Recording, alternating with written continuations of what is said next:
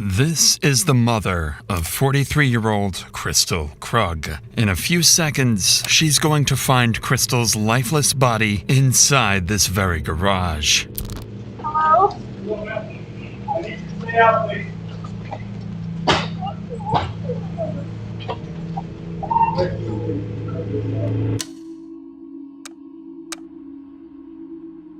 And this is Daniel Krug, the man who killed her. He's heading in for another normal workday, just minutes after leaving his wife's lifeless body hidden in the garage of their own home.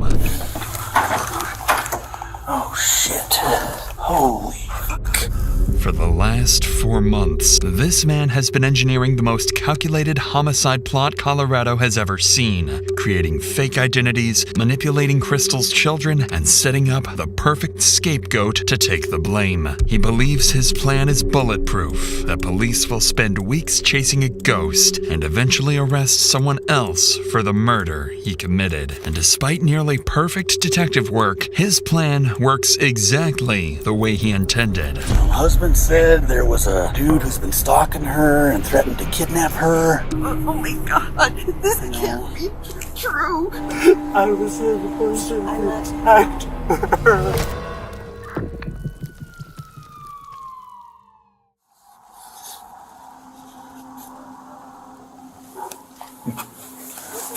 Crystal, Officer Hendry. Yeah, nice to Very meet good to you. meet you. Talk to Detective Mike, kind of have an idea what's going on. Yes. This is Crystal Krug, months before her murder. She lives here with her husband, Daniel Krug, and their 3 children. Both Crystal and her husband are well educated and seem to have built a comfortable life together with their kids. But behind closed doors, something dark is happening that will destroy this beautiful family. All because Crystal's been dealing with a stalker obsessed with her, sending her constant threats and claiming to watch her every move. This officer is here to check her car for GPS trackers or anything that could explain how this stalker keeps finding her. In reality, the stalker is much closer than anyone could have imagined. You can see like it's a little bit dirty, so I don't see blood marks, but like my street looks like this all the time. There's no one out there. Like I know the normal cars. Yeah. So I don't know where he's following me from. Okay. I can only assume a tracker. Nothing jumps out at me. I know, me either. I'm hoping it's just to mess with me. The officer continues searching the vehicle top to bottom, but finds nothing suspicious. So before leaving, he offers Crystal a few safety recommendations and reassures her that they'll keep looking into her case. Not long in the course of the investigation, Broomfield police receive another call, this time from Crystal's husband, Daniel, reporting a break-in at his home. An officer is dispatched to check things out. Unknowingly, this encounter will be the start of one of the most calculated murders the United States has ever seen. Hey, how's it going? Yeah, definitely. I'm Officer Chauncey. I'm Dan. Nice to meet you. Johnson, nice to meet you. So, as I pulled in, I saw someone run out, jump over my gate, and take off that way. Got it. I didn't think to call you until my wife got home recently, and we realized the spare key that we keep in the garage isn't there. Okay. According to Daniel, the only thing that's gone is their spare house key. If someone stole that, it means they aren't done and might have plans to come back at some point. The officer advises Daniel to change their locks immediately while police look into who this intruder might be. What no one realizes tonight is that this is no random incident. It's the opening move in a plan that's been forming for months. And this break-in is just step 1. 9 days after Daniel reports the break-in, his wife Crystal wakes up to another uneasy morning. For weeks now, she's been receiving strange, anonymous messages and a growing sense that someone out there has an eye on her. Until now, none of it had a name attached, but a faceless presence that kept getting closer. But today, that changes. As Crystal gets the kids ready for school, makes her morning coffee, and heads out for work, her phone buzzes. She glances at the screen and sees a name she hasn't thought about in more than 20 years. Jack Anthony Holland, a man she dated briefly as a teenager. The message is short, crude, completely out of nowhere. Hi, Crystal. It's Anthony. Hope it's okay I looked you up. I go to Boulder every few weeks and thought we could hook up. You game? At first, she didn't think much of it. The two last spoke years ago, and even then, he was harmless. So she ignores it and moves on. But the next day, everything changes. Are you there? You should say yes when I offer pity. Whatever. I saw your pics. You got fat. You should yourself. Saw you at the dentist today. Your license plate expired. Gotta fix that. Suddenly, Crystal's fear becomes reality, and she begins living with the terrifying possibility that she's being watched. And now, she's certain Anthony is the one who's been harassing her for weeks. She becomes hypervigilant, installs cameras around the home, dash cams in her car, and starts carrying a concealed handgun everywhere she goes. By late October, Crystal's barely sleeping. She keeps a spreadsheet of her stalker log, documenting every message she gets. Then, almost a month later, a new email from Anthony confirms her worst fears. This your husband? Drives like slow old lady. He needs to drive safe. The email comes with an attached photo showing her husband Daniel at his workplace. Now the stalker isn't just targeting Crystal. He's coming after her family. Crystal realizes she can't handle this alone, so she hires a private investigator to track down Anthony's addresses and digital history. Then, on Halloween night, she calls the police. So, how can I help you tonight? What's going on? Yeah, so I have an ex from a very long time ago who has occasionally found me on social media, and it's never been an issue until this month. So this month, I have received numerous text messages, and then today I got an email that is very threatening, and it escalated to the point that he took a recent picture of my husband at his work location. So the stalking is getting a little too aggressive at this point in time. Okay. So my last contact with this individual was 5 years ago, where I told him I was happily married. I had no interest in what he kept contacting me. He kind of blew things up and then blocked me. I blocked him, haven't heard from him since. After explaining everything to the officer, she documents each detail and forwards the case to the department's investigative unit. Within hours, the file lands on the desk of Detective Andrew Martinez, a seasoned investigator who's worked some of Broomfield's toughest cases, including abductions and violent crimes. Martinez schedules a formal meeting with Crystal for the following week, hoping to get a clearer picture of what exactly is happening and who this Anthony really is. When she sits down with Martinez, the situation has already escalated far beyond what Crystal first reported. So, he saw, full pictures of my family, of my kids. I locked down my profile real fast after this, because it was pretty alarming, right? Where he's like, we're meant to be together, and my family loves that we're talking. And I'm like, whoa, you think that we're, in a relationship? So I shut it down real hard. I said, this is really creepy for me. You need to stop. And he got, real emotional, and then blocked me. I'm like, good. And I blocked him, and and then I shut down Facebook entirely. The one development that I have, I did get the full-blown report from the PI. Problem, and you'll see this in this report, there are tons of phone numbers associated with him. There are tons of addresses. He moves everywhere and between 3 different states. As Crystal walks the detective through her evidence, 2 details immediately stand out. First, her stalker isn't just texting her from random numbers. He's using multiple phone lines and different digital identities, finding ways to reach her even after she changes her information. Whoever this is, they're persistent, resourceful, and frighteningly determined. Second, her ex-boyfriend, Anthony Holland, is tied to several addresses and multiple phone numbers. Whether it's instability or an attempt to stay off the grid, it convinces Martinez that Crystal is dealing with someone who either doesn't want to be found or someone who's planning something far worse. With all of this in mind, Martinez wraps the interview with Crystal and begins the digital side of the investigation. He sends warrants to service providers, requesting phone records, email logs, and account information to track down the stalker. Unfortunately for Martinez, these companies will make a mistake that will soon prove deadly. While waiting for the digital evidence to come back, Martinez decides to follow up on something else. The garage break-in Daniel reported back in September when a stranger supposedly stole their spare house key. He brings Daniel in for a formal interview, wanting to know whether he's noticed anyone following him, but instead of clarifying things, Martinez is about to learn something far more unsettling about the Krug household.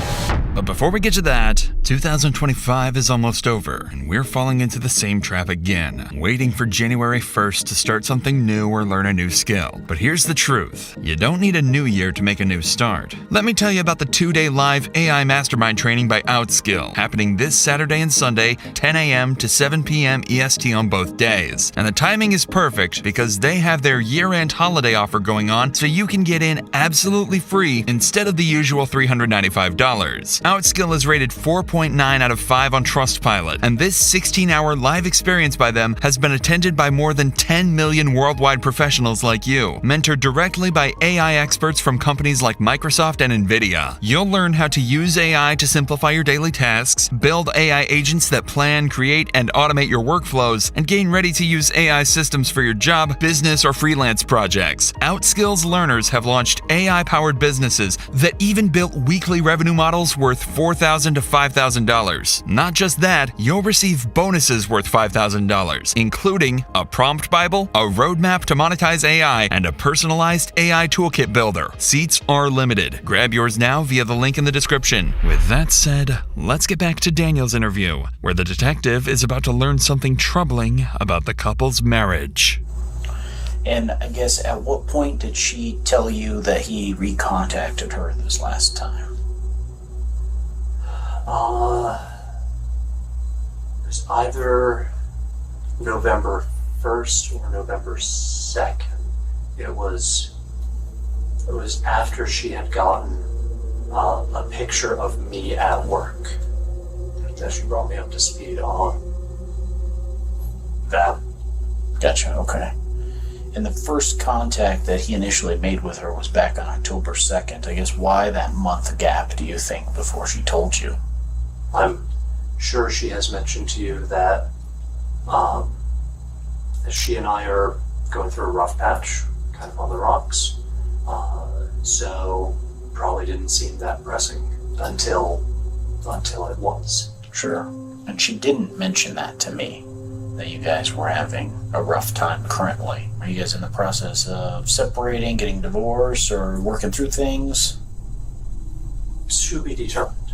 My brother Matthew is a cop, so I have a retractable asp steel baton. Yeah. As I said, not right now, but otherwise it's on me all the time. I sleep with it next to me. I've bought some additional security cameras for the house. So what am I doing? I'm panicking. And I'm doing a shit job of protecting my wife. So I'm not doing good. Yeah, I can see that. So, with that being, I know that Chris Steele, we put her car on a lift on Tuesday afternoon to see if there's any sort of GPS tracking or anything like that. She told me. We couldn't find anything on the car. If Anthony is watching you guys, it's going to be in person from a distance or nearby or however. So that poses an interesting issue in of itself. From Daniel's reactions, it's clear the stalking is taking a toll on him too. His wife is terrified, his family feels haunted, and he's struggling to understand how any of this is happening. Detective Martinez wraps up the interview, but something Daniel said lingers in the back of his mind. He revealed that he didn't know about the stalking for almost a month, not until Crystal finally showed him the email with the photo taken outside his workplace. So Martinez decides to look deeper into the family dynamic, and what he finds is concerning. He learns that the couple have been going through a rough patch recently. Nothing hostile or dangerous, but they were trying to work things out, doing what they believed was best for their kids and holding their family together the best they could. With how much the stalker seems to know about their lives, Martinez briefly wonders if someone inside the home might be manipulating the situation, and for a moment, he even considers the possibility that Daniel might be messing with his wife as some twisted way of trying to fix their marriage. But that idea is quickly dismissed. There is no evidence backing any of it, and all signs still point to Anthony. Not to mention, Crystal herself is fully convinced her ex is behind the stalking campaign. Throughout November, the harassment continues to escalate with more messages and threats. Crystal continues documenting everything and constantly monitors her cameras. By early December, she finally receives a message that gives her the smallest breath of air. Hey, gorgeous. I can't visit you anymore. No more Colorado time. My girlfriend doesn't want us talking without her. She says you'll let the cops get me after you get rid of him. For the first time in weeks, Crystal and her family feel a brief sense of relief. It sounds like Anthony is backing off, maybe even leaving the state. But in reality, this is just the stalker's final move to make them drop their guard before he strikes. The day starts like every other day. Daniel leaves for work, while Crystal heads out to drop the kids off at school. During those minutes, someone approaches the front door, tapes over the Ring doorbell camera, and slips inside the house. Minutes later, Crystal drives back home, pulls into the garage, and steps out of the car. She has no idea someone is waiting for her inside, and the moment she closes the car door, he attacks. The stalker strikes Crystal in the head, stabs her, and leaves her bleeding on the floor. After months of plotting, this is the moment he'd been waiting for. Later that morning, Daniel tries calling Crystal from his office, but she doesn't answer or respond to texts.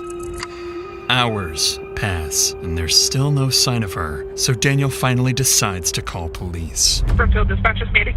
Hi there. My name is Dan Krug. I don't think this is an emergency, but this feels really weird. Okay. My wife isn't responding to text messages or phone calls. Okay. We've had threats against us. We have both been targeted by a stalker. Okay. Threats have been made against my life. Okay. And threatening to kidnap her, which is why I'm nervous that she's not answering me. Within minutes of Daniel's call, an officer is dispatched to the Krug residence to check on Crystal. At the same time, Daniel also calls Crystal's mother, asking her to go check on her daughter, sending her straight into the worst moment of her life. While she makes her way there, the officer reaches the house first. Hello. Oh, I'm their neighbor, and they called me. They're like, can you go see if she'll answer the Oh, yeah, he sent us as well, so. Yeah, I'm like, I will. Just next door? Okay. All right, well, you got this. All righty, man. Appreciate it.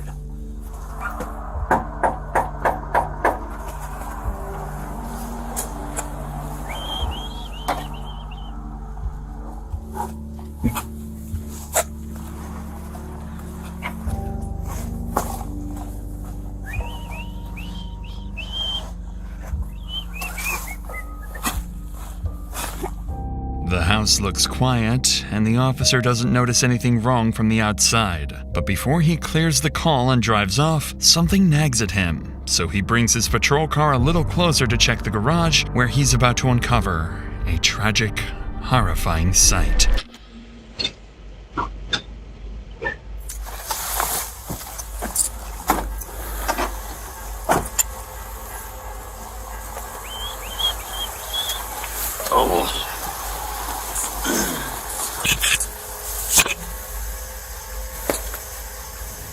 As the officer leans in for a closer look, he spots a body lying on the floor, motionless, with blood smeared across the wall.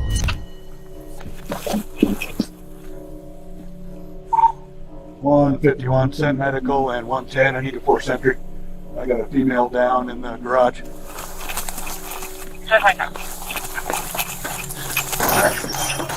Brookfield Police! Brookfield Police! Oh, shit. Holy shit. The officer steps into the garage to find Crystal with what looks like a severe head injury, so he immediately begins performing CPR, working on her for several moments with no success before opening the garage door to give medics access. But instead of paramedics, someone else soon arrives. Garage is open now. Hello?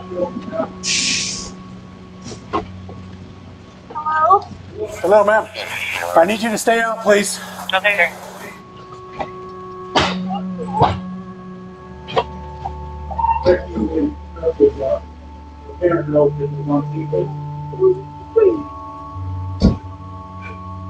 Tragically, as the garage door is lifted to get medics in, Crystal's mother catches a brief glimpse inside, just long enough to see an officer performing CPR on her daughter. Before she can process what she's seeing, another officer quickly arrives to shield her from this nightmare.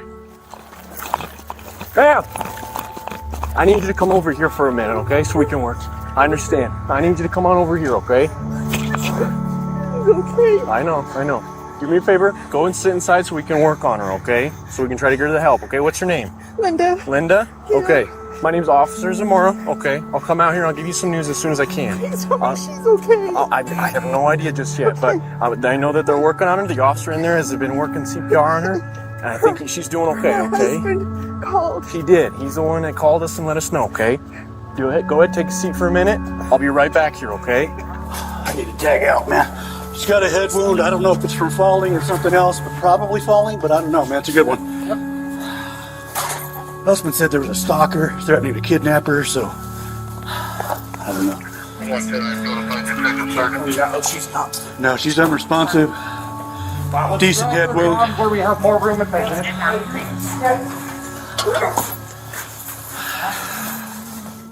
While medics continue working on Crystal inside the garage, an officer stands outside reassuring a distressed woman who's just arrived, unaware that this is Crystal's mother. She's shaken and terrified by the horrors she witnessed inside the garage. Linda would later learn that none of this was random, and finding her daughter like this was always part of a twisted plan. Back inside the garage, medics keep working, still trying to revive Crystal, not yet aware of the fatal wound hidden beneath her clothing. Guys, you see anything other than a fall type of wound? What's that? Gash on the chest. Oh, shit. Oh, shit. Yeah, that's a stab wound. That's ready. Damn it. Yeah, I'm gonna get it. The dispatch could tell us. The husband called in to check on her. I don't know right now, but dispatch should have it. So we have a visible stab wound, you guys? Yes. Right above her heart.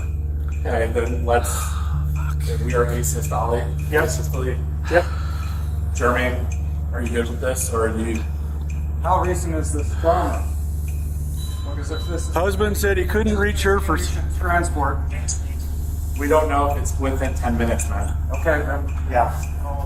Husband has not been able to reach her by any means for a few hours. Stab wound to the chest. Let Henry know that. Medics work for only a few minutes before realizing there's nothing more they can do. Beside Crystal's body, tucked inside her purse, the officer notices a handgun she never even had time to reach for. With the immediate area secure, officers spread out throughout the house, searching every room for the attacker, but no one is inside. And as officers step outside the home, they start noticing small details that don't line up with an impulsive crime. Yeah, I don't know the backstory. Husband said there was a dude who's been stalking her and threatened to kidnap her. And Martinez was involved, and Martinez just said, hey, this is a big old... I don't know, dude. I don't know the history on that part. Martinez does, though, and he said he's coming in. So, other than that, we're just kind of securing the scene and waiting for detectives, you know? See what they need. I kicked that, yeah. That's interesting. Yeah. That is very interesting. Almost like dude might have stuck around from this way and... I wonder if maybe the door was unlocked. That's how we got in. And then you know what, dude? Deadbolted when? You know what? I don't know. I kicked it and it went pretty easy. So I'm going to say no deadbolt. It wasn't deadbolted. It was just handle was locked. I saw her, came around, booted it. Officers quickly confirmed the door was unlocked, and a strip of blue tape had been placed over the Ring doorbell camera. Whoever did this clearly planned it and came prepared. As police continue searching the scene, more family members begin arriving one by one, each of them unknowingly walking into the worst moment of their lives, while officers prepare to deliver the news no family ever wants to hear. They revive her? I don't know anything just yet, ma'am. I don't know anything just yet. Are you... So good, though. She's her mom. I'm the mom. Family friend. Family friend? Family friend from down the street. I live right in the blue house there. We asked her to come knock on the door. Okay. Is her husband almost here? Is he? Is she gone? Is she gone? We want to give you guys all the information all together. Okay. We don't want to have to repeat the information over and over for you guys to continue anything, so... He said he was on. What did he do to her? No, no. They won't say. They won't say. I'm trying to figure it out. Oh my gosh. We can't.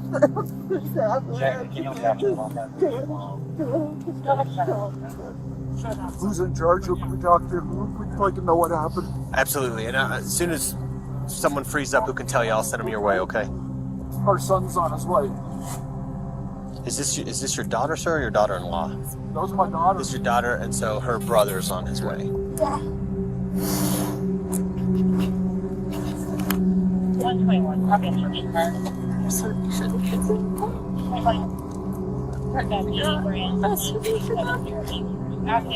With Crystal's father and brother now at the scene, the weight of what's happened settles over the family, and it grows heavier by the minute. The only person missing is Crystal's husband, Daniel, the man who feared he wouldn't be able to protect her for weeks. Now he's on his way to find out those fears have come true. As they wait for him, detectives arrive at the scene and begin coordinating their next steps to hunt down whoever did this. Little do they know, the killer they're looking for is still in the area, much closer than they think.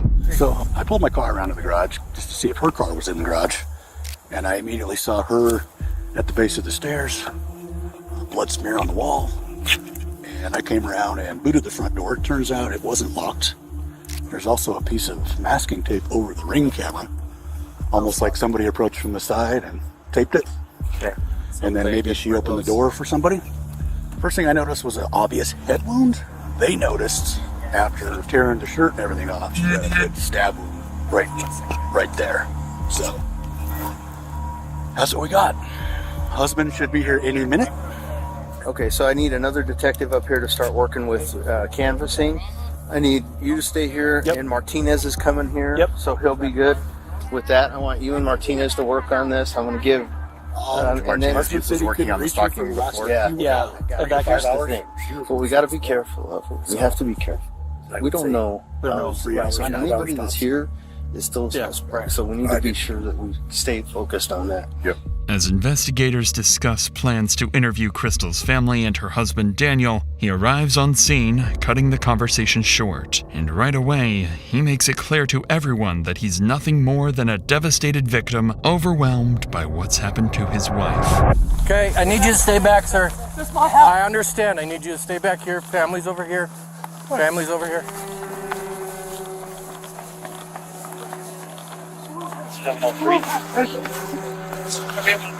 Don't worry. I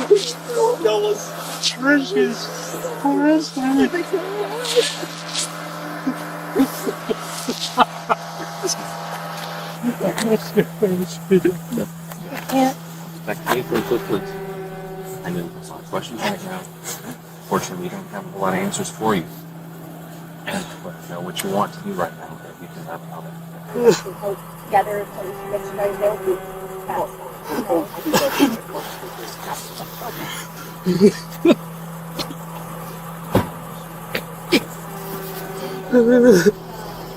He's guys. The address one more time. What could have said? Someone leave me over there?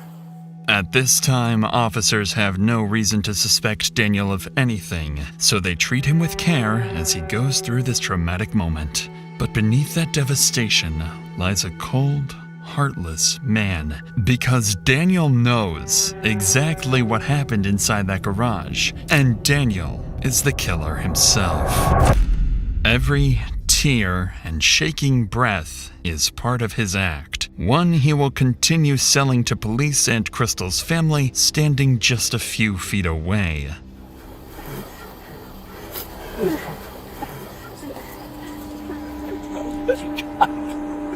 I didn't protect her. I was the person who attacked her. Let them know about. And they're going to talk to her. They're not going to say nobody says anything. They're just going to tell her they're good. We don't tell. This is a family matter. We're just going to figure out a reunification. We'll take care of it. Just make sure that transportation.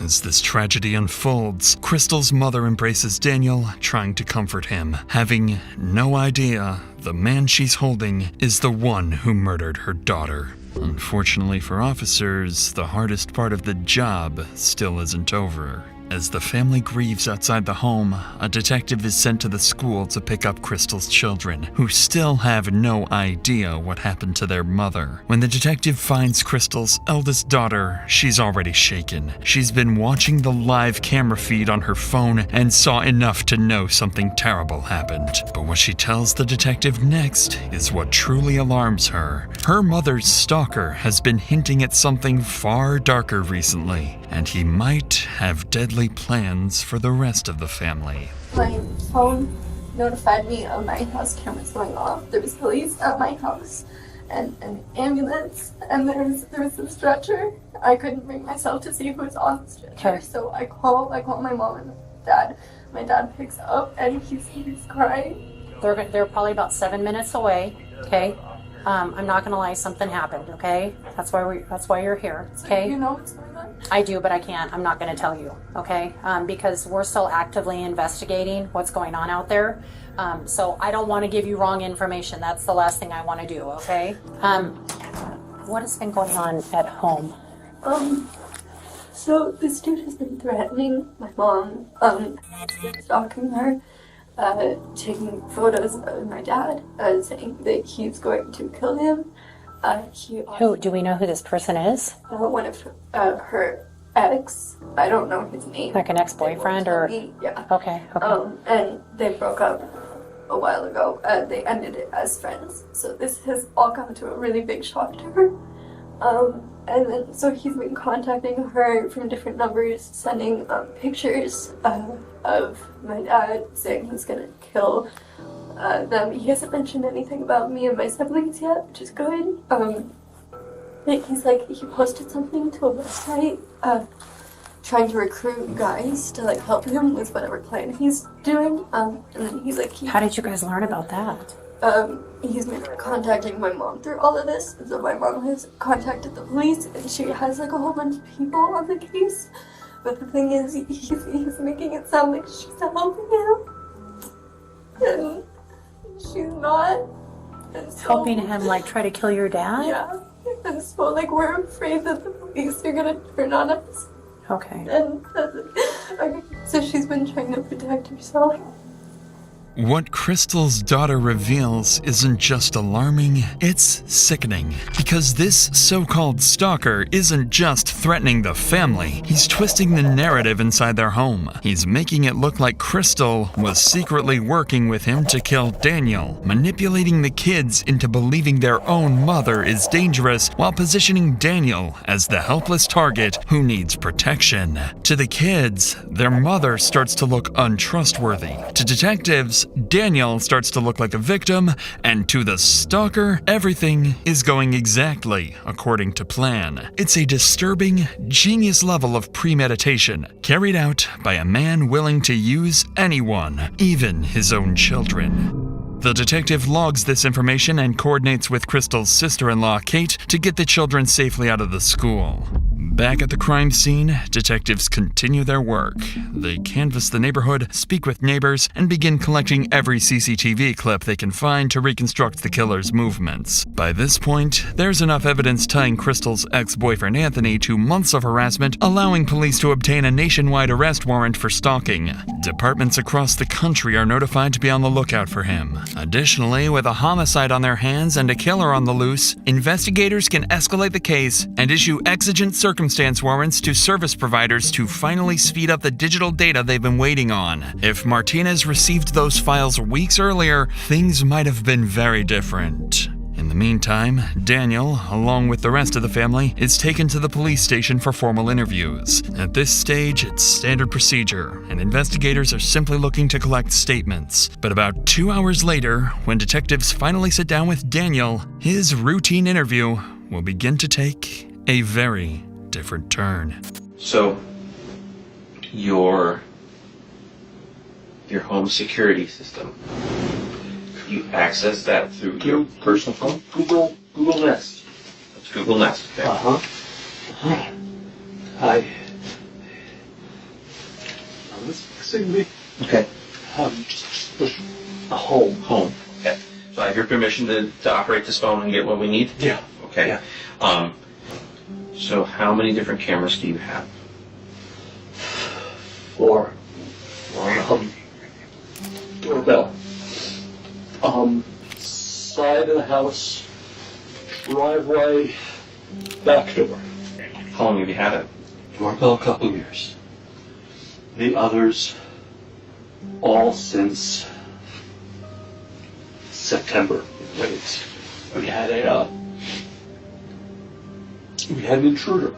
I called the police. He came when we had a garage intruder.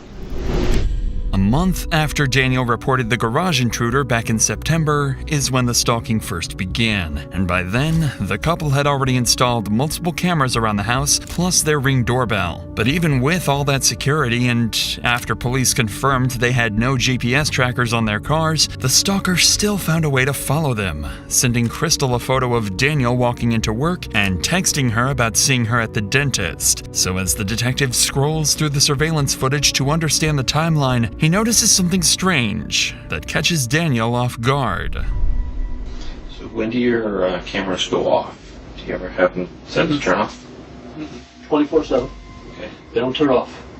If you lose internet or in the app, you can turn them off.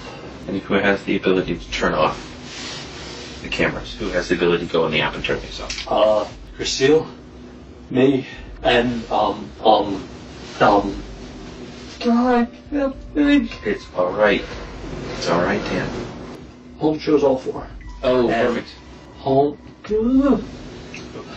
I can settings. Okay. Oh, just us. Just us. Okay.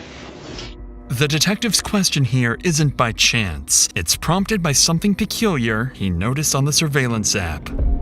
All of the home's cameras shut off at 8:15 a.m. and they stay off until 10:15 a.m. Only the camera pointed outside the garage remains active during that entire 2-hour window. This instantly narrows the murder time frame to those 2 hours.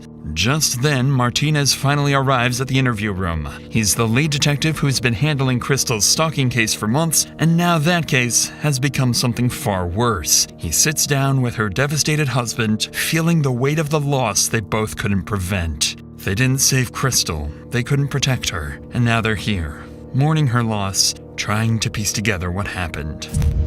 I've had to protect her. It's not your fault. I was supposed to protect her. It's not your fault. I'm sorry I didn't answer. I actually wasn't in today. As Daniel breaks down, something catches Martinez's attention. Daniel is crying, but there are no tears. The detective finds it strange and more than a little concerning. Wanting to probe deeper, Martinez asks for a moment alone with Daniel to see what's really going on beneath the surface. And the moment he starts asking questions, things get heated, fast. I know you said that you don't think that there was somebody else. She said. Okay. Why do you keep asking? I'm just trying to put everything together. to kind of get a bigger picture, because you said that she's been acting kind of weird lately and, you know, being very secretive and withholding of information for you. So I'm just trying to understand, I guess, so we can backtrack what she's been doing this past month. Martinez's question here is telling of what he's thinking. He's not ruling out Daniel as a possible suspect. After all, the couple were going through a separation period, and this is meant to probe whether jealousy or something else could have played a role in Crystal's death. Sensing the tension in Daniel's response, the detective decides not to press any further. But as they step out for a quick break, Daniel says something that makes it obvious he struck a nerve. I've seen enough of this. It's always the husband. I get it. After detectives collect the initial information from Daniel, his children finally arrive at the police department. They still don't know what happened to their mother, only that something is very, very wrong. Daniel is notified of their arrival and given a choice. Should he be the one to tell them, or leave it to officers and Crystal's family? Instead of letting someone else deliver the news, Daniel insists on telling them himself. A decision that appears compassionate on the surface, but underneath, it's a way for him to control the narrative and shape how his children see him, even in a moment of tragedy. Following this, investigators sit down with Crystal's family to begin their interviews, and this is where things start to take a concerning turn. Up until now, the case seems straightforward. Crystal has a stalker, her ex-boyfriend Anthony. That stalker killed her. Find Anthony, and you find Crystal's killer. But once detectives start speaking to Crystal's parents, brother, and sister-in-law, things become far more complicated. And what they learn next will force them to reconsider everything they think they know about Crystal, her marriage, and even her stalker. So your understanding, I guess, of it's the ex-husband who's been kind of... It's not my husband, it's an ex-boyfriend. Ex-boyfriend. From when she was 18 years old. Okay, gotcha. Can you think of any, I guess, recent, has he reached out to you? Have you seen any... No, he's never contacted me. I know the restoration told me that he had messaged her again 2 days ago or so. Let her know that he was ready to come back, and so she can go ahead and off her husband now. Make it look a little bit like she was in on this whole deal with killing her husband, I guess. Do you think there's anything doesn't feel right, doesn't seem right, something that, I don't know, you just feel like might be important to our investigation? I don't know, I know that Christine was very concerned and worried about this guy, and I just always felt like it was there was something weird about it, but I can't put my finger on it. It just, I feel like she had said that it was this Anthony guy, that it seemed very different than past behavior in him, that he was never sexual in the past, and that these were very hypersexual things. And so I think even at one point she was questioning whether it was actually him. I don't know if you necessarily know anything more about that, but they also just kind of mentioned you guys are kind of close, and just see if maybe some sort of insight on that at all. Insight on their marriage? Or just, was there issues going on? Were they having problems? Was there, kind of anything that was kind of... She had shared with me that they had separated. Okay. But we're still living together a year ago. And I had asked her if she, over text, if she had, if she believed that it was Anthony. But she didn't believe, at the time that I was asking her, that it was anybody but Anthony. She was fully convinced that it was Anthony. Okay. My mom has always been suspicious, and I just don't know where that comes from. Okay.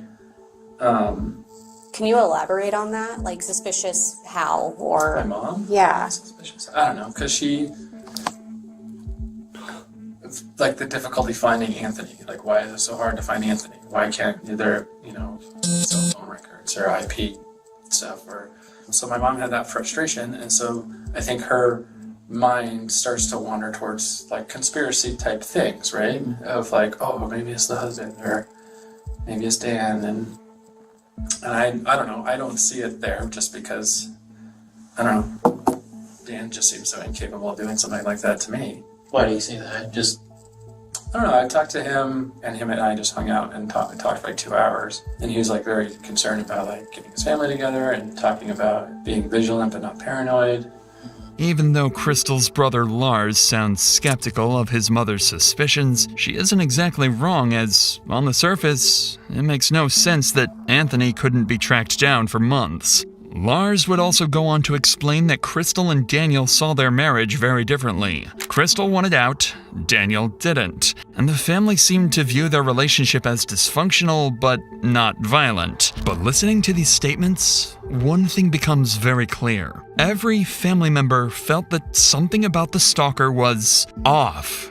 There was a shared intuition they couldn't quite articulate, and when detectives sit down with Crystal's mother, she makes that suspicion very clear.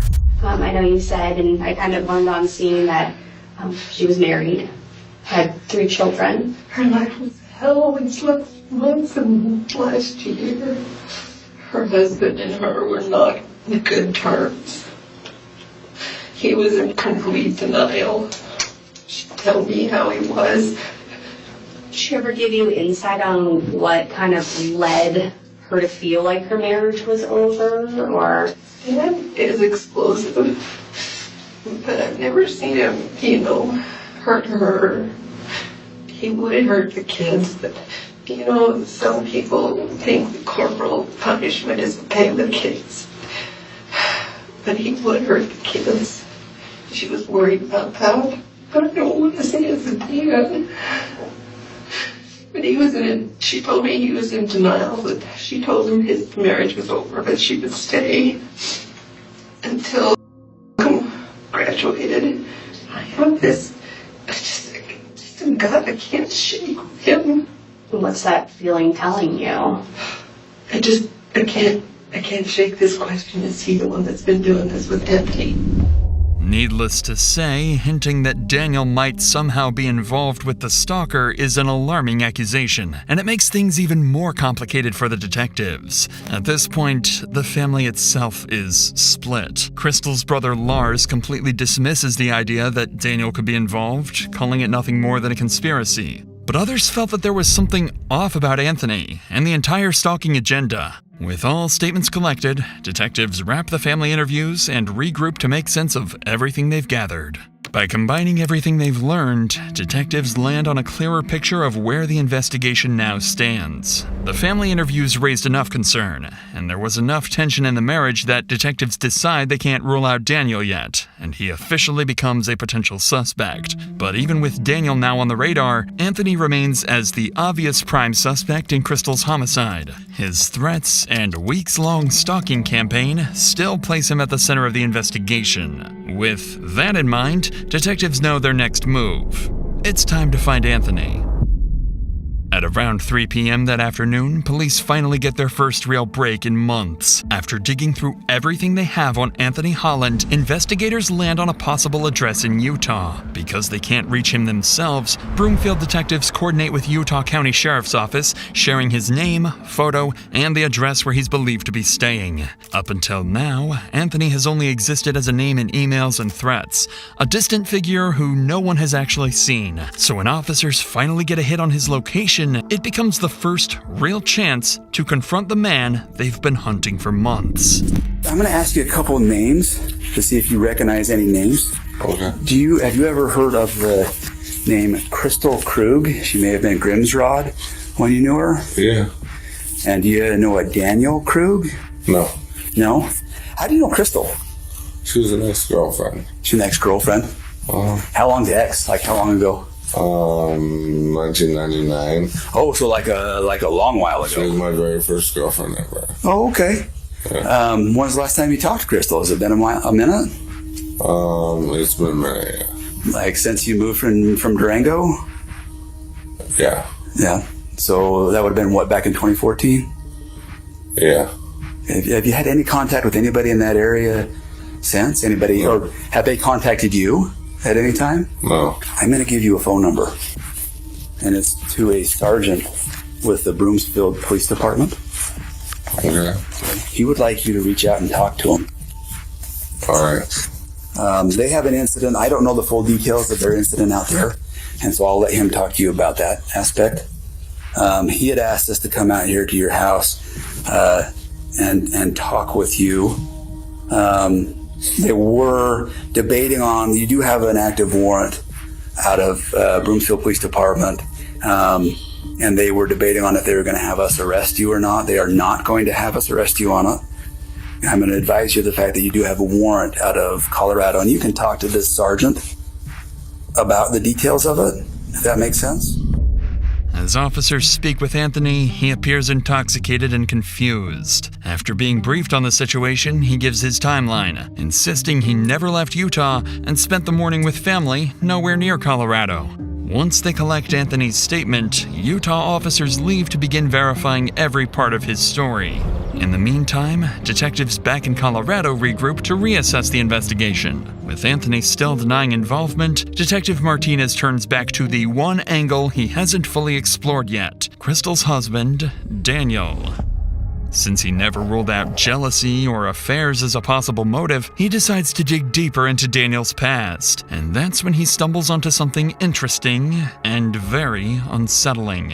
While searching old reports, Martinez finds a closed but unresolved stalking complaint from years earlier. The victim who filed it is a woman named Carrie, and as it turns out, she was Daniel's ex-girlfriend. The more Martinez reviews, the more disturbing the pattern becomes. The report claims she was stalked for weeks by an obsessed man who impersonated multiple people, manipulating her through fake identities. Detectives quickly locate Carrie and bring her in for an interview. When they sit down with her, they uncover a story so disturbingly similar to Crystal's, it opens up an entirely new theory. I think it was, like I said, a couple months I broke up with him a couple months into my freshman year. He, he was pretty emotional, I would say.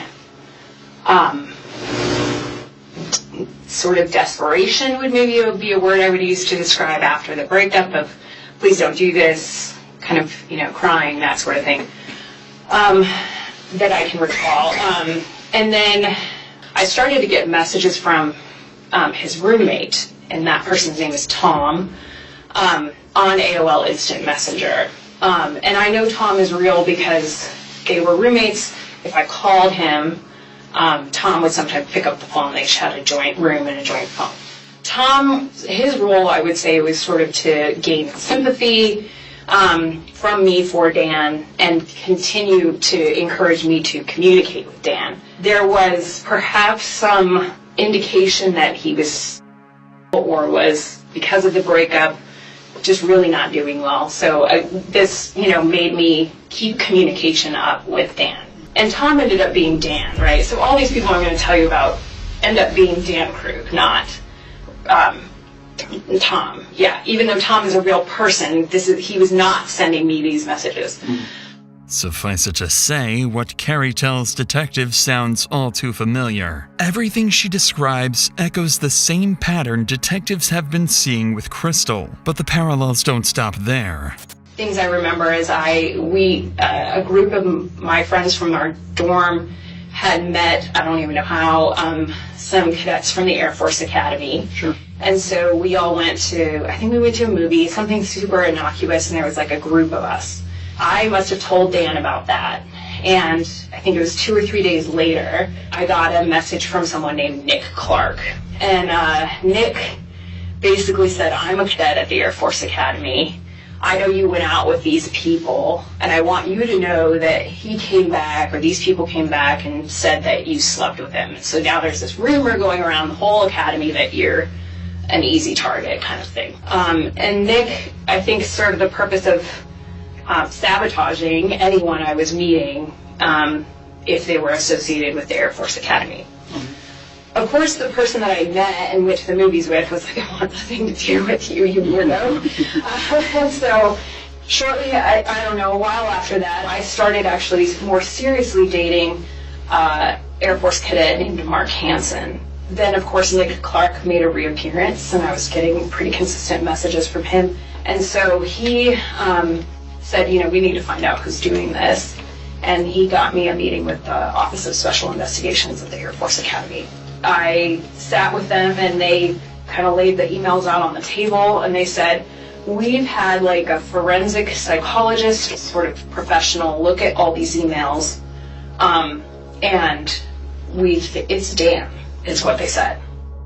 Carrie would go on to explain that despite their suspicions, there was never enough evidence tying Daniel back to the messages she received then. Everything had been sent from a public library, and because of that, her accusations remained just that, suspicions. But even without proof, the similarities between the two women's experiences are impossible to ignore. And for the first time, detectives begin considering a fourth possibility they never imagined.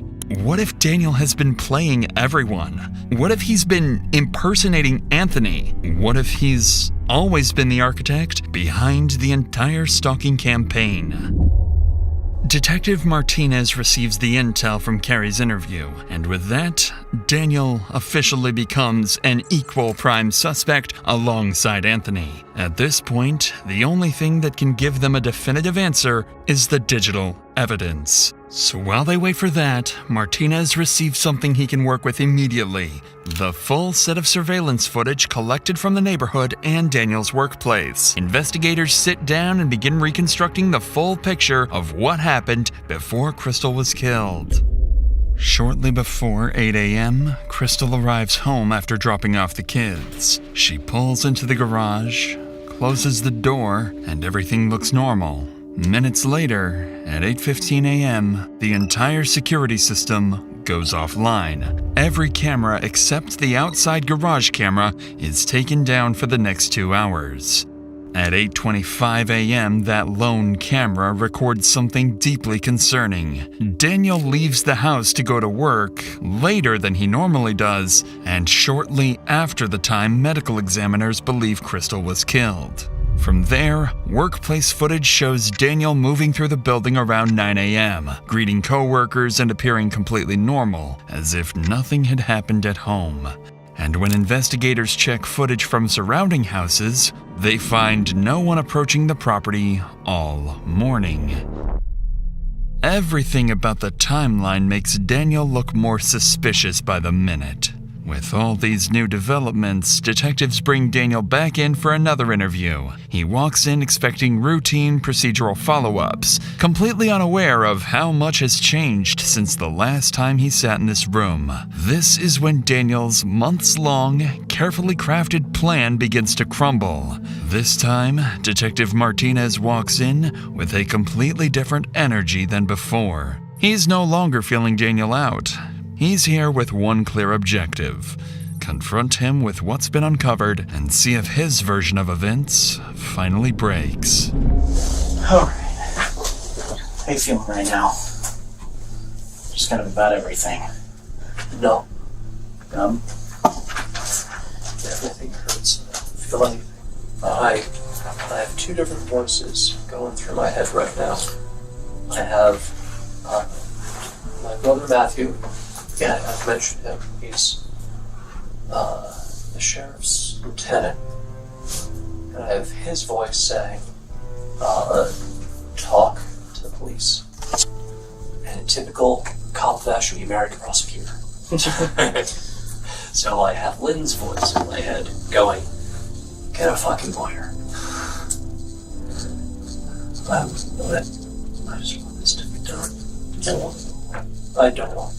I just don't want it. Right away, Daniel doesn't open the interview casually. He opens it with a calculated trick. By hinting at getting a lawyer, he's warning detectives, push too hard, and this interview is over. It's clever, but Martinez has a counterplan. Instead of confronting him, he'll pivot the conversation to his relationship with Crystal, making it feel like safer ground to get Daniel comfortable and talking. But if Daniel had any motive to take Crystal out of the picture, this is where it would surface. Well, I'm sure, especially you guys are trying to work together to be safe, keep your family safe, keep your... As dysfunctional as it is, you still both had the common goal of keeping it safe, right?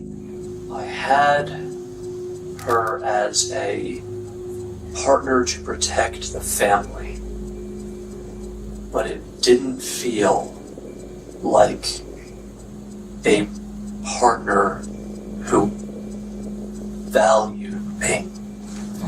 And And I told her at that point, I told her I didn't want to die for someone who didn't care about me anymore. That's really hard. I was hurting when I said that. And what I wanted was her to say she cared about me. She didn't. Although Daniel is being honest about what was going on in their marriage, to detectives, moments like this only add to their suspicions. Resentment, rejection, a failing marriage, these are all things that, in the wrong circumstances, can turn into a motive. And this is exactly where the interview takes a sharp turn. What Daniel doesn't know yet is that since his last interview, detectives received something they kept secret for this exact moment. One of the tech companies finally responded to their urgent warrants and provided some of the digital data they needed. And as it turns out, the emails the stalker had been sending, the messages that terrorized Crystal for weeks, were coming from somewhere much closer to home. One of the things that we really started looking into today in an effort to find Anthony is the Gmail. So some of that information that we've been able to receive today is a little bit concerning, I guess. The Gmail account, the Kickman account that you guys initially received with the photo of you in it, and the phone number, those originated through their IP addresses at your office. Doesn't make any sense. Well, he took the photo of me at my office. But both of those accounts originated from IP addresses that list back to your office. There are Wi-Fi access throughout the facility for employees, and there's public Wi-Fi access throughout the entire facility. Right now, we're working with the director to get all of the IP information to see what devices were using that specific address during that time. Because I guess the biggest concern is just the timing of everything, that it just doesn't quite make sense to have somebody create an account, take a photo, and then immediately send it off, and then the account is no longer being used. None of this makes any sense. Daniel looks thrown off, unsure where Martinez is going with this. The emails tied to the stalker connect back to Daniel's workplace, a detail he clearly didn't expect detectives to know. He seems nervous, but still cooperative. So detectives decide it's time to push further, because they have something else they withheld from Daniel until now. During the investigation into Anthony's alibi, officers in Utah forwarded something small but important. A time-stamped shopping receipt placing Anthony in Utah that morning, miles away from Colorado at the time Crystal was killed. Martinez and his partner decide it's the perfect time to see how Daniel reacts when they push him directly and force him to confront the possibility that he might be the stalker. Also, let's add on top of that the fact that there's, as far as we know right now, there's no physical way that Kickman could have been involved in this based on where he's at right now. So, you know, the mystery continues, and I'd ask the husband. Things are certainly pointing in one direction right now.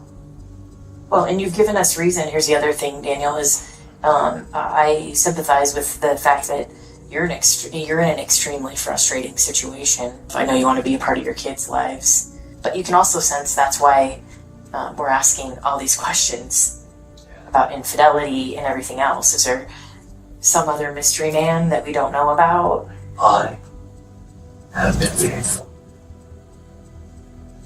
Period.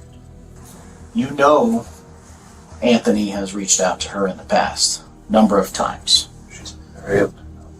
Right. The last time was 2016-ish. He had asked her at one point if she wanted to have sex. If there's any bit of question about infidelity, whether it's with Anthony or anybody else, we might create an account to see if Christine's actually interested in Anthony. So we ask her, push the bounds a little bit, and see if that will confirm our suspicions of infidelity. You don't get the response and the openness you once did for about 28 days from October 2nd to October 31st. So you amp it up a little bit. Send a photo of yourself to her and an account you created. I get the narrative you're putting together, but it alleges that I would do this to my children. But I think ultimately what happened today would bring you the closest to your children that you've probably ever been in your mind. I'm very close to my children. You're afraid to lose time with them if you get the divorce. Clearly, detectives managed to perfectly articulate Daniel's reality, one he may not have even fully admitted to himself. He is a man so terrified of losing his children, so desperate to stay in control of his family, that he would do anything if he felt it slipping away, even if it meant murder. The detective's brutal honesty leaves Daniel speechless. He doesn't argue or deny it. He just sits there in quiet resignation, wearing the look of someone who's realizing everyone can see straight through his lies. If you were watching these facts unfold in front of you in a movie, what would you say happened? There has to be someone else That was able to turn off the cameras, that was able to use your IP address from your work to create accounts, to send messages and photos, to act as a stalking suspect. I don't know, I'm not the one who does this. I'm analytical at work, and I read and write fiction at home. I don't do crime drama. I don't know what any of this is. Kickman is 6.5 hour drive. And then in fact he was contacted in his house severely intoxicated. There's no way he could have made that drive. All this time that we've been looking for him with a protection order, and you just found him today, like that. We've been chasing the wrong dog. It sounds like you're accusing me. We have a lot of information that points your direction, and we were hoping that you could provide explanation other than it wasn't me. I don't have a narrative or a story that I can offer you, because I thought we were on the same side. What would you think, or what would you say if we told you that other people you talk to that are close to your wife expressed that she had maybe told them that she suspected you of having... She said that right to my face, that she wanted to know if it was me. I told her no. But I think there's more to the story. Like, I don't know, it just doesn't, it's not adding up. I'd like to know what happened this morning. I'd like to know Me too. what caused you to get so upset to hurt your wife, because I believe that's what happened. Well, I want to know what happened to her. We haven't been there to know, and there's only one person in this room that can tell us. I think you got confirmation or found out that she had a boyfriend this morning, or something happened that pissed you off, and you did something that you regret now because you can't go back. I've answered all your questions that I can. You have your theory. Please find the right one. You're done. As calm as he's been this entire interview, Daniel finally decides he's had enough and drops the act. His story has crumbled. Detectives see straight through his lies, and he knows it. With nothing left to cling to, Daniel quietly asks for an attorney, and the interview comes to an end.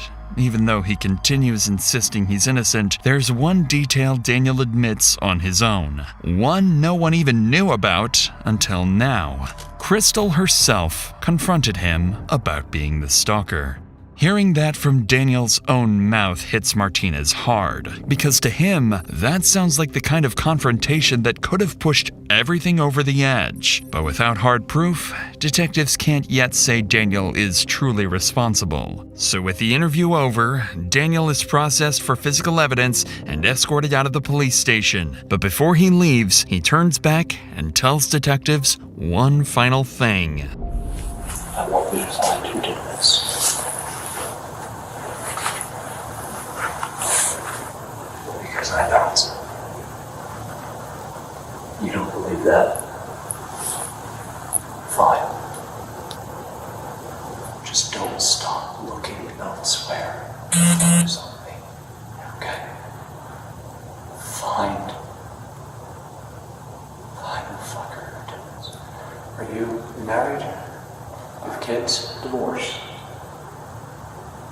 Right behind you. I don't care if you capture him. I just want the fucker to pay. He took my children's mother for Christmas.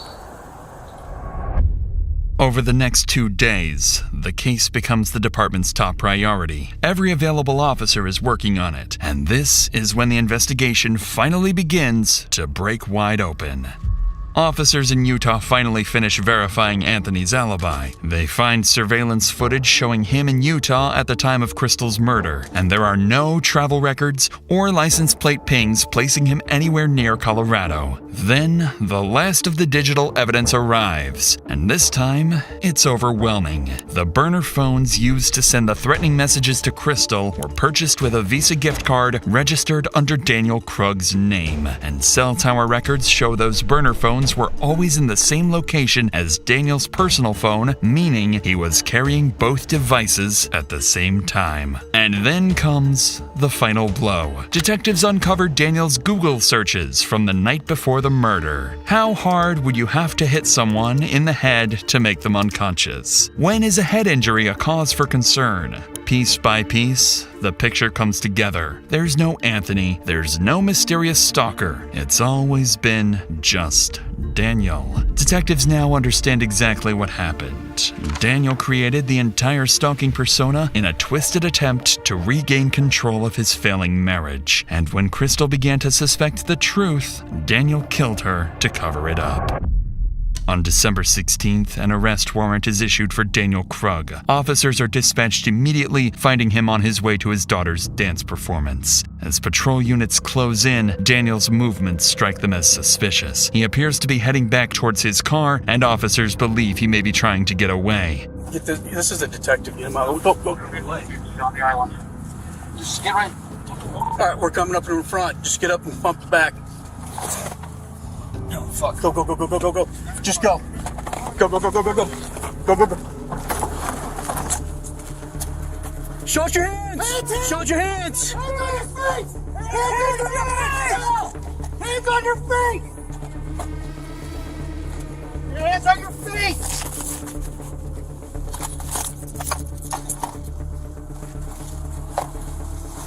Under arrest.